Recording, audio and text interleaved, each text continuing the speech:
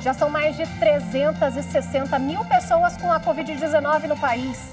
De olho na ocupação de leitos públicos e privados, vários estados montaram hospitais de campanha. Mas a construção de algum deles virou alvo da justiça. Em 2 estados e no Distrito Federal, possíveis irregularidades já estão sendo investigadas. Esse é o destaque do Jornal da Justiça de hoje e você vai ver também. Ministro Luiz Roberto Barroso toma posse hoje como presidente do TSE. E ministro Edson Fachin assume a vice-presidência da Justiça Eleitoral. O evento será, pela primeira vez na história, de forma virtual. Superior Tribunal de Justiça entende que juiz deverá aplicar medidas coercitivas a familiares que se recusarem a fazer DNA, sejam ou não parte na investigação de paternidade. Maior do que o direito de um filho de ter um pai é o direito de um filho de saber quem é o seu pai. E ainda, Conselho Nacional de Justiça realiza reunião preparatória para o 14º Encontro Nacional do Poder Judiciário.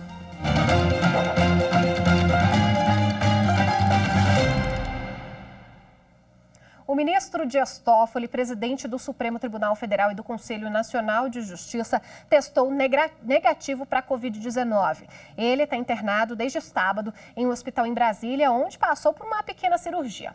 Apesar de tudo ter corrido bem, o ministro apresentou um quadro respiratório suspeito de Covid-19.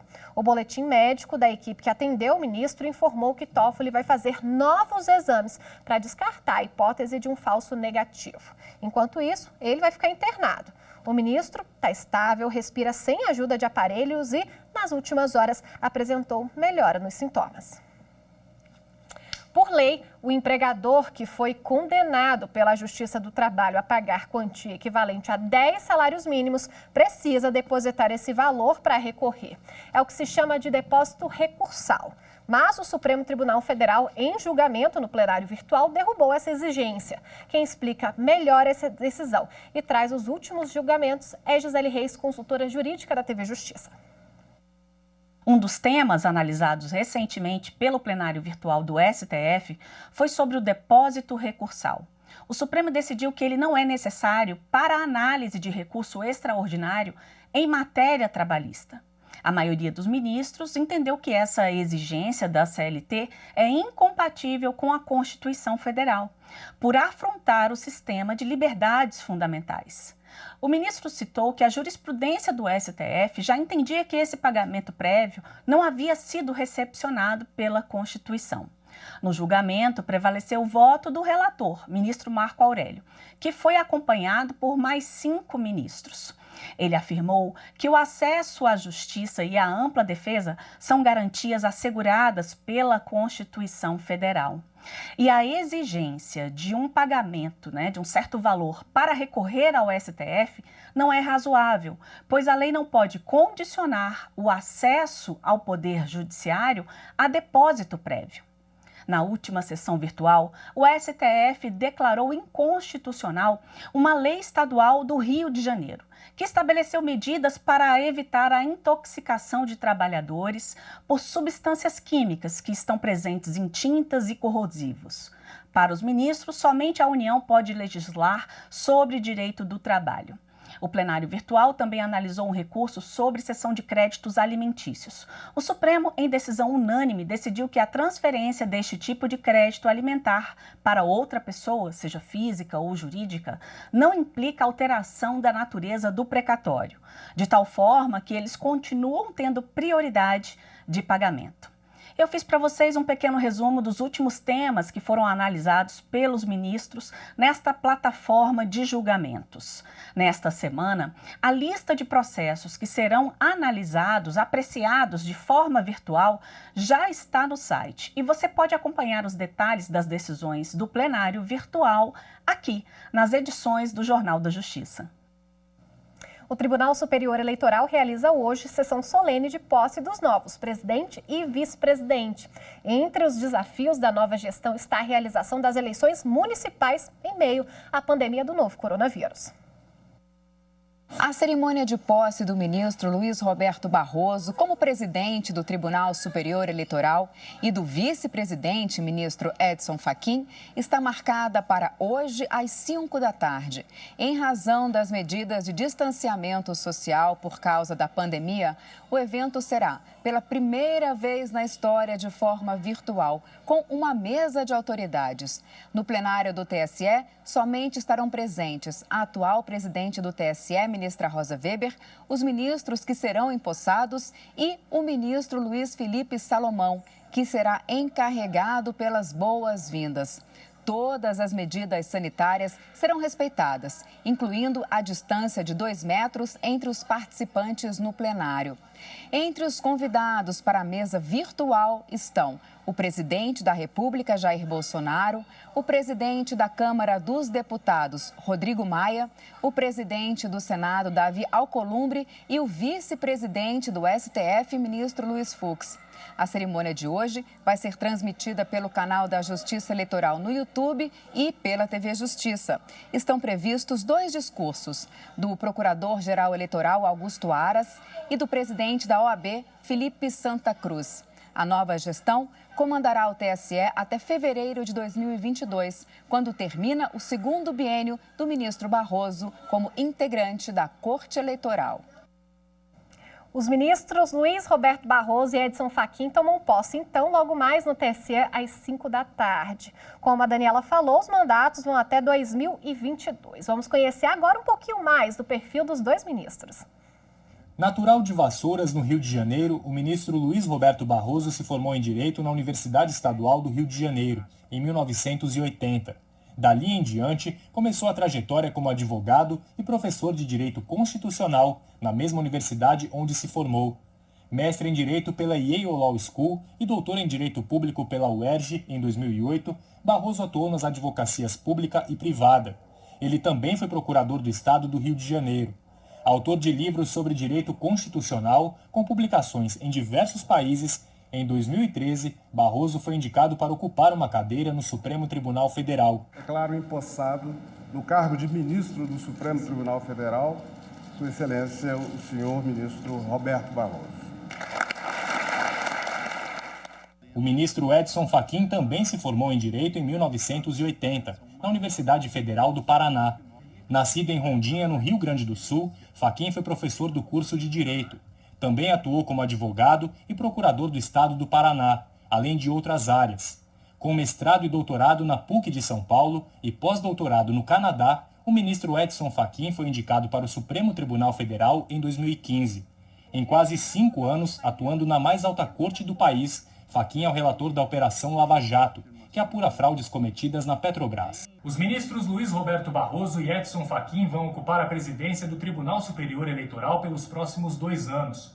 O ministro Luiz Roberto Barroso vai ocupar a vaga deixada pela ministra Rosa Weber.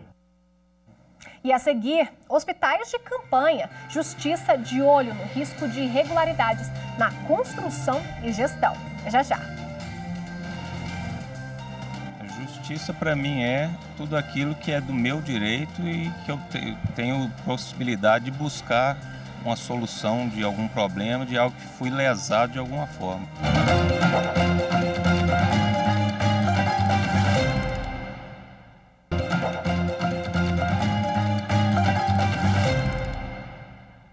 Com a autorização da Justiça, a Polícia Civil do Distrito Federal cumpriu hoje mandados contra suspeitos de grilagem de terra. Policiais da Coordenação Especial de Combate à Corrupção e ao Crime Organizado cumpriram 5 mandados de prisão temporária e 10 de busca e apreensão em cidades do Distrito Federal e do entorno de Brasília. Segundo as investigações, os criminosos usavam documentos falsos para registrar procurações e vender imóveis das vítimas. Os envolvidos podem ser acusados pelos crimes de organização criminosa, estelionato e parcelamento irregular do solo. O Brasil já contabiliza mais de 363 mil contaminações por Covid-19. Mais da metade dos pacientes estão internados para tratar a doença. Leitos em hospitais, segundo especialistas, são fundamentais para o enfrentamento do novo coronavírus, mas alertam para o risco de irregularidades na construção e gestão de hospitais de campanha. Segundo o Ministério da Saúde, mais de 190 mil pessoas estão hospitalizadas em tratamento contra o novo coronavírus. Isso representa mais da metade do total de confirmações da doença no país. O Brasil já é o segundo no mundo com maior número de casos. Fica para o Estado justamente o dever de prestar essa saúde. No momento de uma pandemia como o novo coronavírus, em que a sua transmissão ela é tão alta, ela é tão perigosa, a grande preocupação é que todas as pessoas precisem dos mesmos recursos no mesmo tempo. Quando isso acontece, nenhum sistema de saúde consegue absorver as pessoas que precisam, consegue absorver esses pacientes. Por isso, justamente, que a OMS vem recomendando a construção desses hospitais de campanha. Então, os hospitais de campanha são uma realidade não só no Brasil, mas também em outros países que sofreram os rigores da pandemia do novo coronavírus. Por causa do aumento das contaminações, a Organização Mundial de Saúde recomendou a construção de hospitais de campanha. Em diversos países do mundo, governos têm se mobilizado para aumentar a oferta de leitos de internação. No Brasil, 92 unidades emergenciais de saúde já foram construídas e outras 106 estão previstas para os próximos meses. Pelo menos 11 mil leitos foram anunciados pelos governos estaduais, mas até agora apenas 1.300 estão funcionando. O Ministério Público, em parceria com o Poder Judiciário, tem investigado o setor. No Distrito Federal, a suspeita de fraude é de 79 milhões de reais. Em São Paulo, também há investigações de superfaturamento em contratos. No Rio de Janeiro, a Justiça deu prazo de 20 dias para que o Estado entregue todos os leitos que prometeu.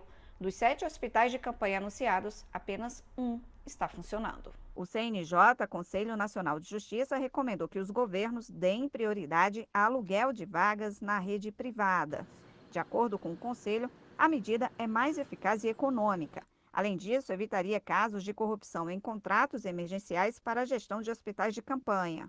O sanitarista Leonardo Matos afirma que a recomendação do CNJ se justifica, uma vez que a adoção de hospitais de campanha apresenta uma série de problemas. Então, é uma dificuldade muito grande para contratar profissionais. Em segundo lugar, é uma dificuldade para equipar leitos de maior complexidade, principalmente porque eles demandam de respiradores, que hoje em dia é um problema em todo o país, e alguns estados tiveram mais dificuldade do que outros para comprar novos respiradores e, portanto, para equipar esses hospitais de campanha, além, obviamente, dos problemas que nós já observamos de corrupção e de mau uso do dinheiro público, junto com atores privados que pegaram esses contratos emergenciais, né?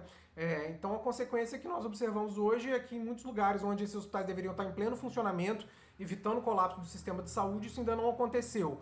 E quem conversa com a gente agora ao vivo pelo Skype é a advogada Larissa Galo. Bem-vinda à TV Justiça, doutora. Obrigada, Evelyn. Boa tarde a todos. Doutora, hospitais de campanha, a construção e a gestão deles é regida por alguma legislação no Brasil?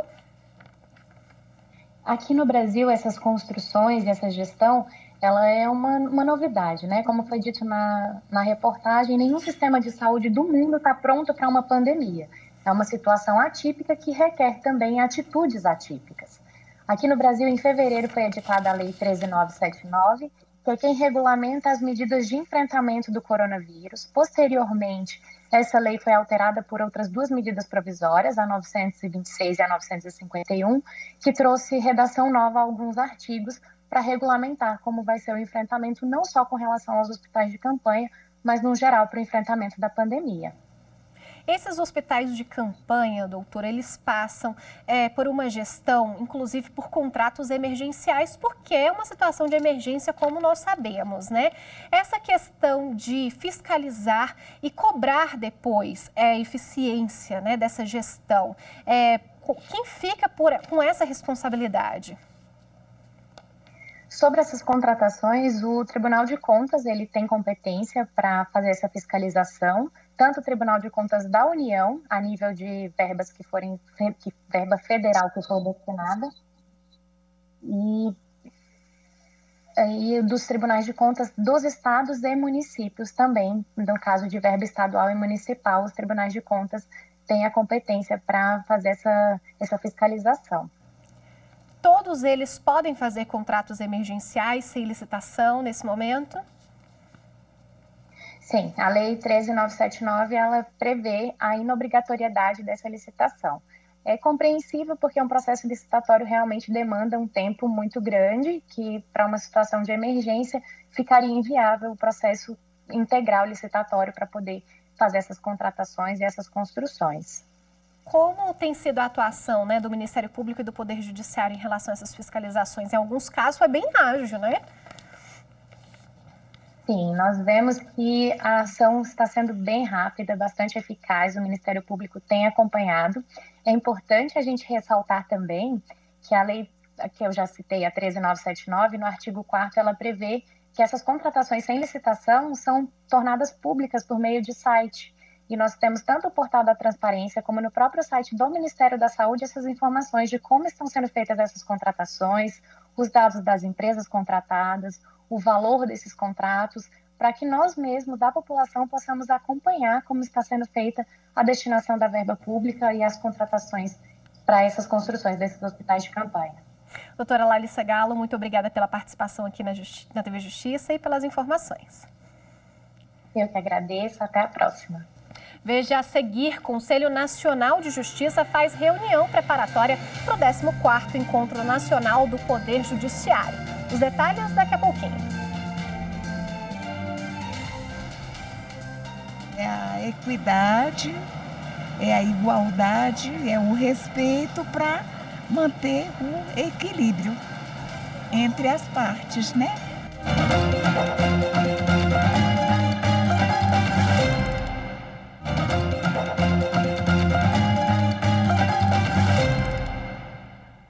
O Superior Tribunal de Justiça decidiu que juiz deve aplicar medidas coercitivas a familiares que se recusam a fazer DNA, sejam eles parte ou não do processo de investigação de paternidade.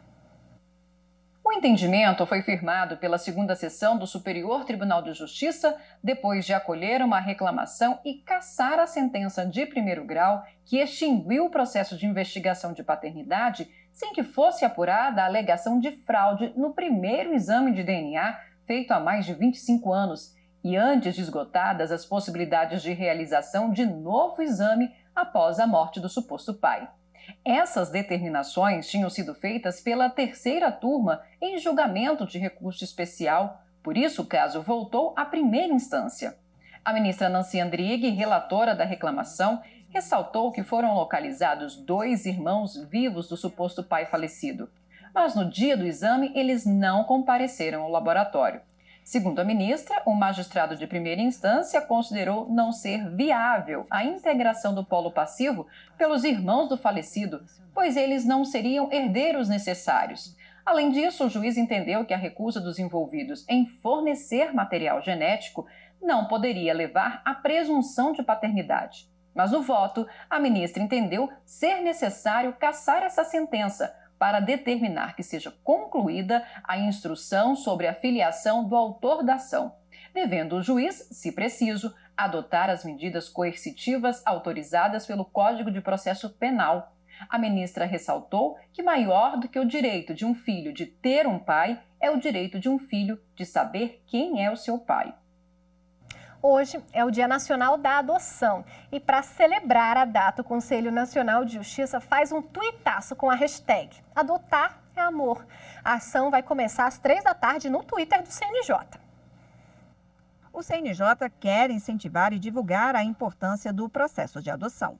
De acordo com o Sistema Nacional de Adoção e Acolhimento, o SNA, no Brasil, quase 34 mil crianças estão em abrigos. Cerca de 5 mil estão aptas a serem adotadas e dessas, apenas um pouco mais da metade estão num processo para serem acolhidas por uma família.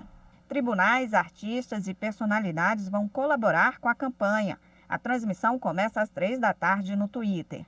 Já no Instagram do CNJ vai ter lives com temas como entrega legal, adoção tardia, família acolhedora, varas de família e como adotar, com palestrantes de tribunais de quase todo o país. É só acessar as redes sociais do CNJ e ficar por dentro de todo o processo de adoção e descobrir que adotar é amor.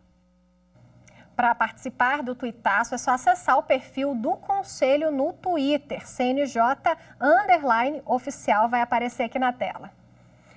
E o Conselho Nacional de Justiça fez hoje a primeira reunião preparatória para o Encontro Nacional do Poder Judiciário. O evento marca o início das discussões sobre os trabalhos e as metas da Justiça para o ano que vem. Por causa do coronavírus, neste ano os participantes se reúnem por videoconferência. O presidente do Supremo Tribunal Federal e do Conselho Nacional de Justiça, ministro Dias Toffoli, não pôde participar do evento, porque está internado depois de passar por uma cirurgia. Na 14ª edição do Encontro Nacional do Poder Judiciário serão debatidas as metas para o Poder Judiciário no ano que vem, além de outros assuntos relevantes para a justiça brasileira. A abertura do evento por videoconferência por causa da pandemia do coronavírus foi feita pelo ministro do Superior Tribunal de Justiça, Humberto Martins. No discurso de abertura, o Corregedor Nacional de Justiça afirmou que o Poder Judiciário não para. A reunião preparatória também serve para a apresentação dos balanços das atividades do Judiciário no ano passado. Outro ministro que também participou da abertura da reunião preparatória foi o presidente do Superior Tribunal de Justiça, João Otávio de Noronha. Ele afirmou que é preciso aprimorar a gestão de risco. Muito embora considere que o Judiciário está conseguindo lidar relativamente bem com essa crise, precisamos admitir que ainda não temos um processo bem estruturado que nos permita identificar tempestivamente possíveis desafios a discutir soluções para superar. Conclamo a todos para que o foco de nossas discussões seja sempre a gestão inteligente do Poder Judiciário.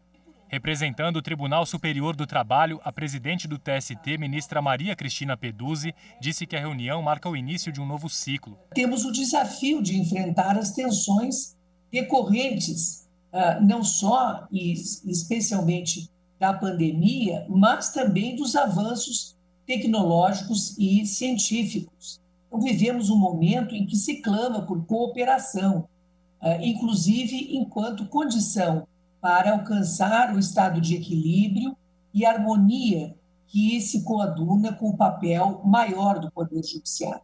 Na reunião preparatória para o Encontro Nacional do Poder Judiciário, os mais de 600 participantes vão decidir aspectos relacionados ao evento.